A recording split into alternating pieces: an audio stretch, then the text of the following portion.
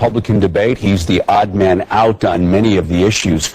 Ron Paul's opposition to the war, for example, has attracted opposition from the Republican establishment.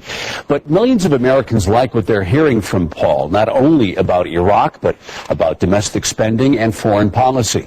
Paul's upstart campaign has become one of the big stories of the 2008 race. Earlier today, I sat down with Ron Paul here at the station. I'd like to address a controversy that has arisen in the past couple weeks. It's the New Republic article talking about the newsletters, and I wanted to give you the opportunity to respond to something. Wanted to put something up, and then please, by all means, respond to it if I could. This is what the New Republic wrote, quote, talking about these newsletters that were published under your name a while ago. Quote, what they reveal are decades worth of obsession with conspiracies, sympathy for the right-wing militia movement, and deeply held bigotry against blacks, Jews, and gays. In short, they suggest that Ron Paul is not the plain-speaking anti-war activist his supporters believe they are backing, but rather a member in good standing of some of the oldest and ugliest traditions in American politics, end quote. That's James Kirchick, New Republic, January 8th. You've obviously read the article that he wrote. Talk to me about those newsletters. Did those newsletters represent your own personal beliefs? No, they did not. And as a matter of fact, the first time I even heard of some of this, and I really paid that much attention to it, unfortunately for me, was probably in a campaign in 1996. They were brought to my attention, and they were fully explained because they weren't my words and they weren't my thoughts, and I repudiated that. And some of the stuff they report is not quite as bad as they say. It's out of context, and when people go back and dissect it out, and certainly the people knew that I never participated in that type of language. But in fact, when they asked this kid that wrote it, he's a rather young kid that wrote it, they asked him do you know of anything he's ever said, me personally, or has anybody else said they've ever heard me say something like that? He says no, never personally.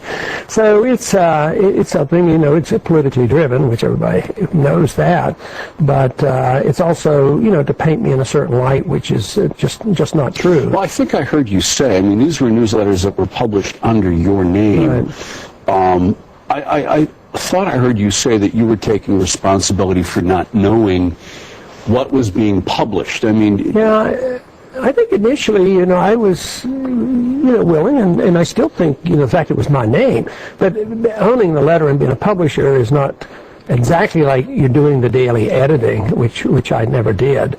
So you were unaware of what? No, I do not remember any of those things being put in there, and I never had a phone call or a complaint, over those years. So the event was sort of after the fact, and of course now there's been a good many years passed again, and you sometimes wonder about statute of limitations on some of this. Let's talk some issues. Under President Ron Paul, what is America's role in the world? It's to be friends with people and to trade with people and to set a high standard, have a sound monetary policy so people might want to use the same monetary system that we use. But really it's to be friends and trade. This was the advice of the founders, but not to police the world, not to dominate the world, and not to send our armies to control an empire. The best example I can give between the difference between doing it the wrong way and the right way is I was in the military in the 60s for 5 years, and that was the wrong way. A lot of people died in Vietnam, and then we had to leave in a tragic set of circumstances. But since that time, we've traded with them and talked to them, and they have become westernized. They didn't go communist like we were afraid. There was no domino effect. Mm-hmm. So now their president comes over here and visits. So we did what the founder said, trade with them and be friends with people. Do we have a responsibility, in your opinion, that goes beyond our borders? Do we need to...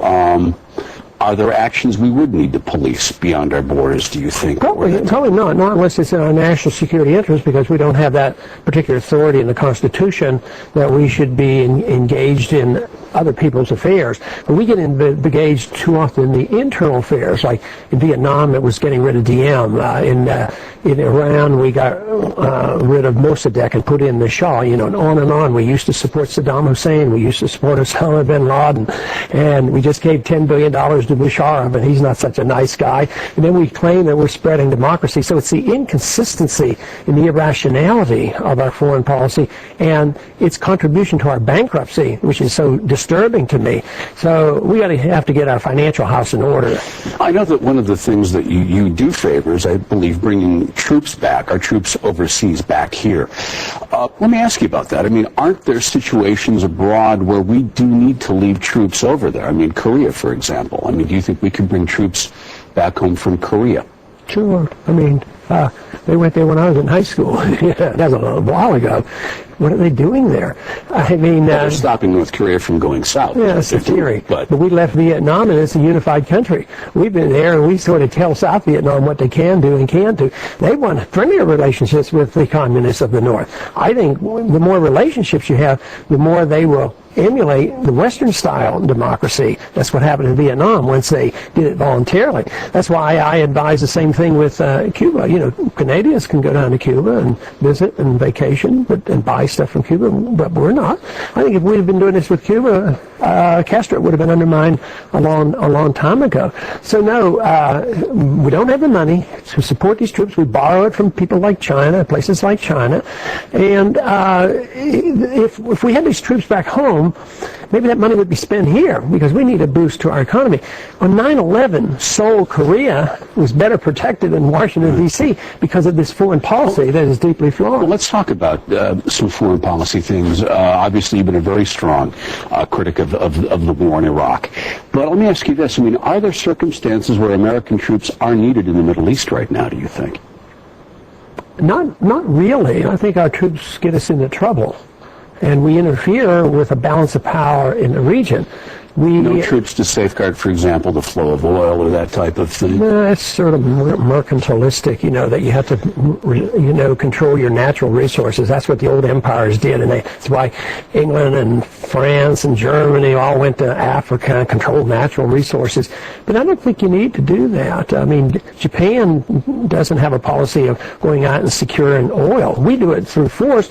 China, though, because they're more capitalistic than we are now internationally, and they're in the driver's seat, they take their money and they invest in Iran, in oil production. So they're guaranteeing their protections the way we used to do it. What would your approach to diplomacy be? I mean, how much leverage should America exert diplomatically, for example, in the Middle East? I mean, if you believe that the road to peace in the Middle East perhaps starts with perhaps solving the Palestinian-Israeli issue, how much leverage should we bring to bear there? How present should we be at the bargaining table there? I mean, what would you do with our diplomatic strength? I think we should be diplomatic leaders. We should always resort to diplomacy. We should be talking with our enemies and our friends and everybody.